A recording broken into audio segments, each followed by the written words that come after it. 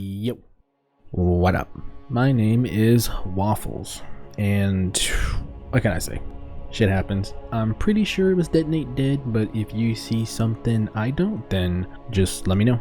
But anyway, after getting back up, walking around the house, wondering where it all went wrong, log back in, and you go again.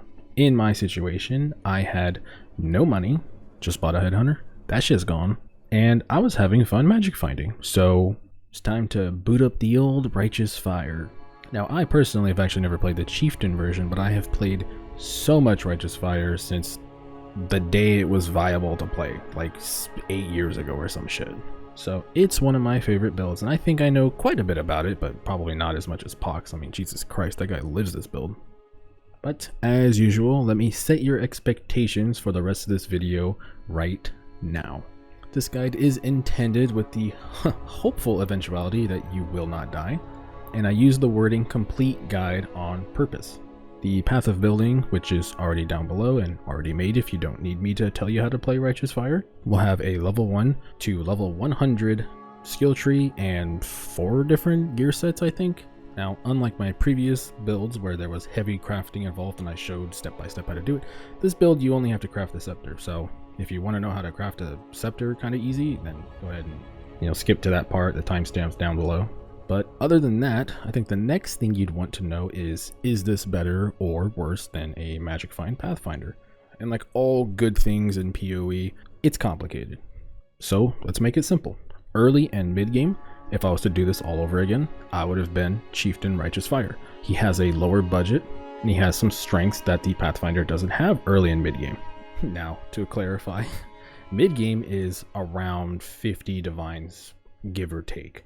You know, it depends on your costs. I play hardcore, our economy is absolutely fucked, and there's nothing ever for sale, so give or take 50 divines.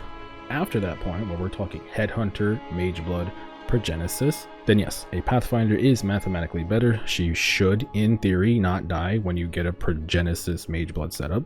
And mathematically, in terms of total quantity and rarity, I think she should always be able to edge out a Chieftain in quantity. But we can put up a little bit of a fight with the rarity, and you'll see what I'm talking about later. And the bad. Well, there's one glaring problem, and it's the fact that we are kind of reliant on explosions. Now, the good news is there is a solution. The bad news is that solution's 100 divines in hardcore, so I didn't get to fucking use it. But Vaal Breach is only 17-ish divines in softcore, at least as of the recording of this video. I've been watching it for the last couple of days, and it's been around 15 divines, give or take. And basically, if you run into a mob that is just really damn tanky, you press Vaal Breach, all the mobs run at you, one of them explodes for 500% damage, and ideally, it ignites it, because we have like 80 to 100% chance to ignite, and that 500% should melt that motherfucker. With all this being said, keep in mind, like I said, low budget, mid budget, I never had a Vaal Breach, and unless you run into like the literal fucking demigod creation that has 19 resistances to fire and 17 fucking variations of regen, you're completely fine. The explode kills everything. Even without the explode, you still do very good damage, just not excellent damage, you know, these mega juiced mobs. But I played the mid-game Pathfinder version for 3 days straight too, and at least the Chieftain has a solution, and the Pathfinder, you just kind of have to spend more money on your gear. So, you know, give or take, like I said, they have some strengths and they have some weaknesses. And that's it. That's the only real weakness. Yeah, I mean, if I could do it all over again personally, I would have played a Chieftain, but that's just because I simp for Righteous Fire. And I personally don't love bow builds, but again, I play hardcore. Bow builds until very recently were just not good in hardcore. So yes, I'm biased. It is what it is. Now, if you don't know about the Atlas strategy I'm doing in my last video, which actually has the Pathfinder build guide in it, the first half of that video has the entire explanation and an example for this Abyss strategy. I am aware there are other strategies. I don't know if they're better or worse yet. I can only tell you from my experience that Abyss keeps giving me a lot of money and Righteous Fire was completely fine for it. Aside from that, I can't really think of anything else, so if I forgot something, then fuck it. That's future me's problem. That's not current me's problem. So let's just get into the path of building. Okay, in the path of building, as usual, if you do not know how this works, I'm just gonna do a real quick, like, hey, up here, skills, items, calculations, what we're going to do is, you know, go to the tree. Let's go to, you know, mid game, which is my tree. Over here, mid tier, my gear. Leveling unique, let's go to mid tier again, my gear. Keep in mind we're bossing. Keep in mind we're not bossing, right? We're just magic finding, so your flasks actually are on 24/7. If this was a bossing build, I would turn these off. I like to be very fair with my calculations. I don't like pad. Hopefully my last 4 videos have made it clear that I do not like people who pad. Now in the configuration tab, I'll just briefly explain real quick why things are on and why they're not on. The good news is Righteous Fire is very simple, so this is actually going to be very short. Over here in the top right, enemy is a standard boss because we're just mapping. However, if you want a more accurate, consistent number, just pick one of these and just leave it on there so you have a consistent basis to see your tankiness. We're not doing Guardian Pinnacles, so I'm just going to leave it on standard boss. Also, you may not want to leave it on Guardian because we really care about tanky numbers, and Guardian and Pinnacle bosses have 3% pen built in, and they have percent damage and stuff, and you know, normal mobs don't have pen. They can get a thing called exposure, but you know, that's later on. But personally, I'll just leave it on standard boss because I don't want to calculate my stuff off of pen that doesn't exist. Up here, time spent stationary, just turn this on to 1 because when you're standing still and throwing fire trap, it's a part of our ascendancy. We lower their resistances by 20%, so this gives you more damage.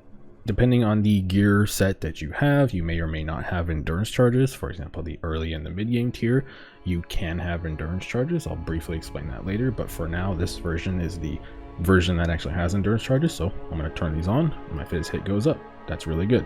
Just as a casual mention, if you're magic finding, you really want your fizz hit to be 30k plus at least. We have life tap on both Righteous Fire and on fire trap, and that just means you just do more damage, and you're no longer using mana to cast, you're using life to cast, because we literally can't afford to cast this shit with mana. None of these are true, so we don't turn any of these on. Up here is enemy burning. Yes, sometimes this matters, but Righteous Fire technically calculates a mob as burning, not ignited. Ignites are something that comes from a hit. However, they both work with one another. Honestly, this is stupidly complicated for no reason. I really wish they would fix this, but Righteous Fire burns them. Your fire trap ignites them on a hit, so they're both on. Is the enemy scorched? Yes, we're wearing a shield that makes them scorched, and you just put it on 10% because when you're fighting mobs and they're hitting you and you block, you'll see that little scorch effect pop up under them and it says 10%. Is the enemy chilled? No, it's not chilled. I don't know why this is on, my bad. Yes, our gloves have fire exposure and fire trap can expose. And that should be it. We don't really have to worry about anything else. Very simple, very straightforward. Let's move on.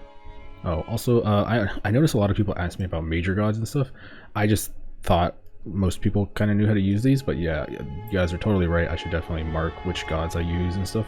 The problem is I kind of fluctuate them depending on the map if it has like poison or not. So one of those things where it's like it's really up to your discretion on what your map has, but you know, personally I'll go ahead and fix these for each version that I would recommend. Alright, going into the skills, this is not going to be too complicated.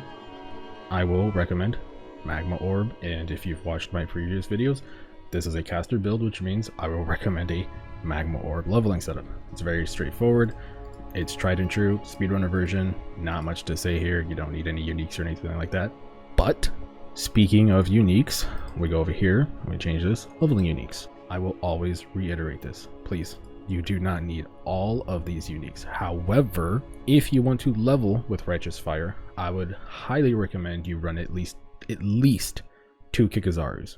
If you do not know what they do, basically they give you 3 life regen to the base regen you have per level. If you want to level as Righteous Fire, I would switch to Righteous Fire at level 20. I have leveled as Righteous Fire as a Juggernaut for 8 years. So please, if there's one thing I know I have way too much experience in this entire game, it would be leveling as Righteous Fire. It is so much easier to do if you at level 20 switch. Don't do it at 18, do it at level 20, put on 2 Kikazarus at level 20, and you should be fine. I would also say a Ruby Flask is hands down mandatory. I don't care if you roll it or whatever, but God, please have a Ruby Flask. Maybe have 2 Ruby Flasks, okay? Righteous Fire leveling has a ton of damage, but you are literally burning for like all of your HP. But besides the Kikazarus, the Death Rush is honestly what gave me the big move speed you've probably seen. where I was just zooming through the axe really fast, and that was just Death Rush, proccing Adrenaline. If you don't know what Adrenaline does, basically it just gives you 100% damage and move speed if you kill something. So you don't need this, but I wanted to speed level, so I put it on and I was fucking zooming. The rest of this stuff is completely optional. You don't need 7 League Step, you don't need all this shit, just wear what you can. It's Righteous Fire. You're gonna have enough HP, you're gonna be really tanky, everything's gonna be fine. And this tree is set up just to set you up for, you know, max res, fix your dex and int that you might have a problem with later. You know, some HP, some regen, and setting you up here so you can run Vitality, Determination, and Purity of Fire. Alright, I mean, it should be good to go. And we will move on to your early game. So early game over here, early game options, and your tree, we switch to early maps. Now I have made this up to level 84, but obviously it's more of a take what you need, take what you can get kind of setup. I did in fact run this exact tree because I was poor and I didn't have an Enlighten or anything like that, so I can 100% guarantee, yes, this is exactly the tree I ran and I was completely fine the whole time. So this is just a real quick explanation about the scepter and the shield. The rest of this is completely optional. There's no quantity here. If you want to add quantity, go ahead, but this is just generic RF. This is literally just normal RF, nothing special here. We're gonna just pretty much go right past this straight to the mid tier. Right before we go to the scepter, which is just going to be a baby minion damage scepter. If you know what I'm talking about, then you already know what I'm getting at. Even though we are Righteous Fire, this is a tip that works for every build in the game. Scepters are notoriously a pain in the ass to roll. Fire damage, lightning damage, and cold damage are not really targetable on scepters, especially if you don't have a lot of money. So an early game solution, specifically early game, is to just get Spiritual Aid. What you will do is we will take Spiritual Aid, and then on your weapon, we will use a Essence of Fear. Now, this is the early game option. I don't have any quantity or anything recommended here. This is literally just Righteous Fire, and you're just leveling. I would not tell you to spend a lot of money on this. You'll replace this probably fairly quickly down the road, but if you don't have a scepter on hand and you don't want to, you know, or you don't have access to buy one because you're SSF, then yeah, streaming Essence of Fear, you smack this, look for anything useful. Burning damage, fire damage, damage over time multiplier is good. Just anything useful. Craft fire damage over time multiplier, and you're good to go. If you don't know how to get fire damage over time multiplier, it is from Betrayal. It is from any weapon, two-handed or one-handed. Now, this shield I'm recommending because it is only like 5C in softcore. You know, in hardcore, the worst one I think is 1 div at the time of recording this. But in softcore, it is so good to get you tanky. Now, if you've never used this thing before, you don't give a shit about any of these stats. The only stat you care about is physical damage taken as fire. So just buy you a Dawnbreaker. I'll explain how Fizz conversion works in the mid-game tree where we're actually getting like a Watcher's Eye and stuff for it. But for right now, get what you can afford. Fizz damage taken as fire is all you care about. And then I'll recommend a +2 maximum fire resistance charm. You don't give a shit about the blind, that's just what I have on it. Max reses are really good. Now, I'm going to recommend one, even though this is the early map version. This version assumes you're going up to level 80 for whatever potential reason, right? You're not even putting quant on here unless you want to, but again, hardcore brain, we don't want quant until I'm safe. So early on, you just have 1 charm unlocked because you get the first 2 before you even enter maps. So go to Act 10, you can run around, you'll find her. Before you even enter a map, you can put this on and have max 2 fire res. I don't know how expensive these are in softcore, but I imagine they're not too expensive. I definitely just spent way too much time on the Virgin. I think a lot of people probably aren't going to play, but hey, I want the explanations there for people who need it. Now, mid-tier. Oh boy, here we go. I gotta drink some water for this one. Stay hydrated, boys. Okay, where do we start? Now, the mid-tier. This is, you know, the quant version. I'll actually rename this to, you know, quantity gear. And, you know, it's not the end game gear, but it is pretty damn good. Now, let's just start with the elephant in the room. An Elegant Hubris. Now, this is the Elegant Hubris I'm running. This is going to be very simple if you know how to do this, and if you don't know how to do this, I would actually go watch somebody else's video on a more detailed, longer explanation. But I'm going to give you a very quick breakdown because I like to make complicated stuff simple. What I'm doing here is because I do not have 100% Fizz converted yet. I'm close, but I don't have enough. So I opted to get 1 endurance charge, on my Timeless Jewel. Now this Timeless Jewel is from Caspiro. It has to be from Caspiro. Now, if you don't want to run Caspiro, then you already know enough. Why are you watching this part of the video? But what Caspiro does is makes it so we do not have to use Dex or Int anymore. All of our gear and everything we don't give a shit about. This is also really good because you can get things like Endurance Charge on hit. You can also get Chaos Res, you can get Rarity. So depending on your gearing and depending on what you wanted, this is the part of the gear that we can contest a Pathfinder, at least with Rarity. Now, what you actually want to do is go over here to find Timeless Jewel. And in this POB, I think this will be saved. But basically I have Rarity, I have Chaos Res. Like I said, if you want a more detailed explanation, then look up somebody else's video. Basically, go here, Eternal, Elegant Hubris, Kadiro, this doesn't matter, filter nodes. This depends. If you want a jewel that is not specific to the nodes you've allocated, then you turn this off. But if you have your pathing set, right, like you're like, I only want nodes that are here, this one or this one, then you can tick these 3 nodes. And then you just go back here and then you would turn this on. But if you're just looking for a normal, just general jewel that you don't care about, like if it's here or here or here, then you would just leave that off and go to find the Timeless Jewel. We click search, Affliction League, and we see a result. Here it is. We double clicked it. It's in our build now. We're going to go down here and you can see, oh, there it is. That's the jewel. We just added that. There it is. We go, okay, what does it have? Where is it? And you just look for whatever the rarity was and stuff like that, and it's here. So it'll guaranteed have 1 Chaos Res roll and 1 rarity roll. There's the Chaos Res roll, and there's a bunch of rarity rolls around here. Now, you can anoint these, just like I have here. You can anoint rarity. You can path over here and get more rarity. Depends on your tree, depends on what your goals are, right? But this is a very quick explanation on how to do this. I'm not going to really go into more detail. The only thing I'd say is that depending on how many of these you want, change this to 1 or change this to 2. If you want more Chaos Res, you can change this to 2. So real quick, we wanted 2 rarity. Okay, this one has 3. All right, we go over here, items. Yep, there it is. We scroll down, there it is, and we look. Oh, that changed to Inspiring Bond. We can look up where's the rarity nodes. Oh, okay, it just took a second to load. All right, never mind. All right, there you go. There's the rarity. There's 3 rarity nodes here. I wanted 3 rarity nodes or 2 rarity nodes. Is it Chaos Res? It has Chaos Res too. Wow, that's super cool. A little bit complicated. If you want a better explanation, go watch somebody else's video. But for me, that is what I did. Hey, more tired future WAF here because past WAF's a complete dipshit. I forgot to mention the most important part.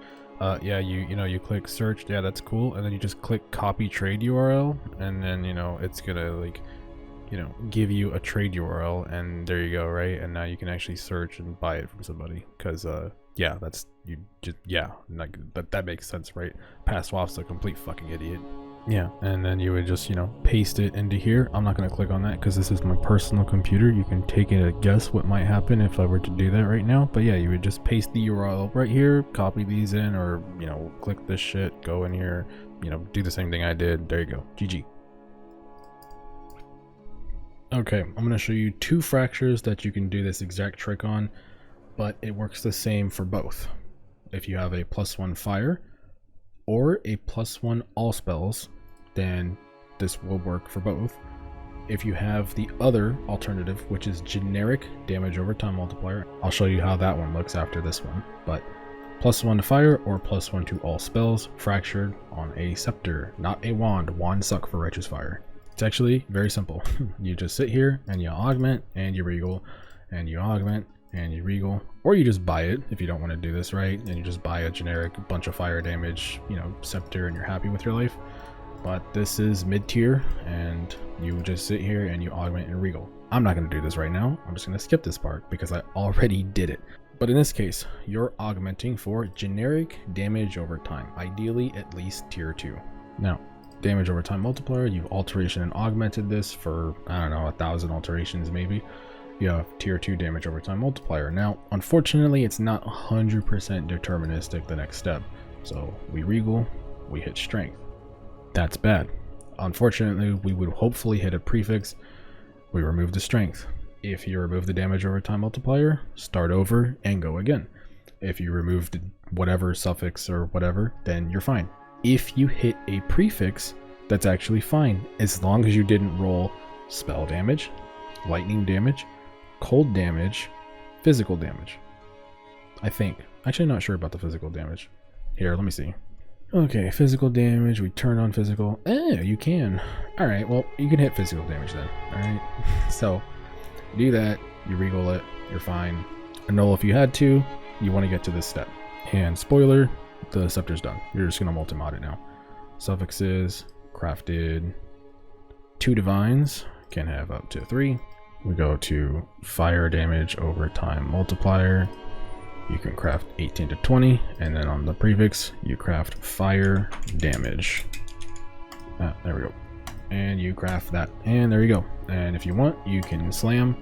I mean, there's really not anything you can hit, right? Like mana, lightning damage to spells. None of this shit is useful, unfortunately. And there you go. That's the scepter I ran. The alternative is the same thing though. If you have damage over time multiplier as your fracture, then you would do the exact same thing, except this time you're just rolling for +1. Your helmet, I'm not going to give you a visual aid, it's just alteration and augmenting. You can get rarity on a prefix, you can get rarity on a suffix, fractured. Either one, get one that's tier 1. You're an alteration augment roll until you hit the other rarity. So in this case, this has rarity prefix fractured, and then you just augment it until you hit, you know, tier 1 rarity as a suffix, and you just regal and hopefully hit life. If you don't hit life, then just go again. It's pretty annoying, it's pretty boring, but then you just multi-mod it with fizz damage taken as fire, which is massively important. And then rarity from rares or unique enemies, that's just a betrayal craft. Your chest piece, at this point you can get +1 socketed gems, or you can get like +2 AoE, +2 trap. It depends, right? Like if you're running an Empower, then +1 is good. If you don't really give a shit about Empower, then you can just run burning damage as a 6th link, and then you just run +2 trap on your chest. Pros and cons to both.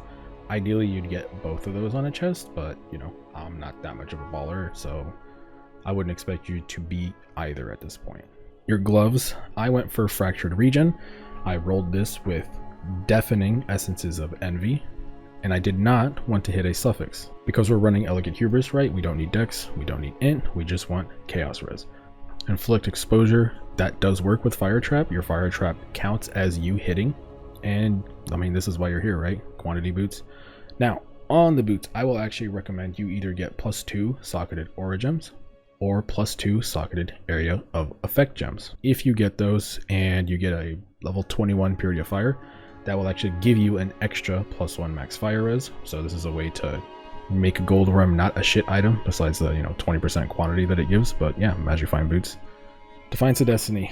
Honestly, I'd recommend you have this on every version of the build, but I don't know the cost of the items, so if you don't know how this works, basically if a mob decides it's going to hit you, before it hits you, it's going to heal you for 28% of your unreserved life. This item is extremely OP and in hardcore extremely expensive, but maybe the price has gone down by now, right? Ventur's Gamble. I mean, they're Ventur's Gambles, man. What do you want me to say? These are pretty good. These are I found both of these, but yeah, high quantity, high rarity. You don't give a shit about res on this build, but hey, don't get like -40 res or anything like that. But quantity, rarity, easy. At this point, your flasks, you can run this exact flask setup, but I would recommend that you have gain charges when you are hit on all of them.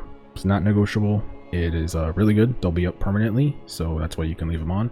But yeah, especially on your ruby, man, don't mess around. The ruby has regen. That's from Katarina flask. You can buy those flasks and unveil it if you don't have it, but 3% life regen is pretty nice. Now over here, I'm gonna go ahead straight into the charms, because charms are interesting but mandatory. All right, if you did the +2 boots and you have 89 max res and all this stuff like that, then you can do 2 fire, 1 fire with calling strike. I would recommend. If you do not have boots with +2, then you can just get this with +2 max fire res. Obviously the reason why I would do that is to just make it easier and cheaper on you, right? Getting +2 fires with calling strike, at least in hardcore, didn't exist. +1 with calling strike, expensive, but hey, at least it existed. And then explode. Explode with anything useful would be nice, but for me, I just grabbed the easiest explode I could find. Your Watcher's Eye. You want any Purity of Elements fizz damage taken as, or Purity of Fire fizz damage taken as. We are trying to convert as much damage into elements as possible. This is how you get extremely tanky in PoE, and this is how you deal with physical damage hits in PoE. Physical damage hit, if you look at that, you can see as chaos, as lightning, as fire. What you're really looking at though is as physical. With my current gear, I am taking 7% damage as physical. At this point, I don't need to probably convert more, but you know, hardcore brain, I want to try to get more. But you're just trying to have your Watcher's Eye convert any physical damage to an element. This, plus the Cloak of Flame, plus the Dawnbreaker Shield, plus your Helmet Implicit, plus 10% as chaos. You can actually get over here on this mastery, and your fizz damage hit is extremely high. You shouldn't be dying to fizz damage at this point unless you're running like a Giga crit. Cluster Jewels. There's really not a lot here. You can get AoE and stuff. This is just what I rolled. Don't overthink it. Just, you know, get 3, get 2. We're running an Enlightened setup. Same thing. Determination, Purity of Fire, Purity of Elements. I have a 21. I don't need it because I have +2, so you know you don't need it either. But yeah, 20, 21, whatever. At this point, your Fire Trap can be supported by an Empower. I only got a level 3, but you can go up to 4.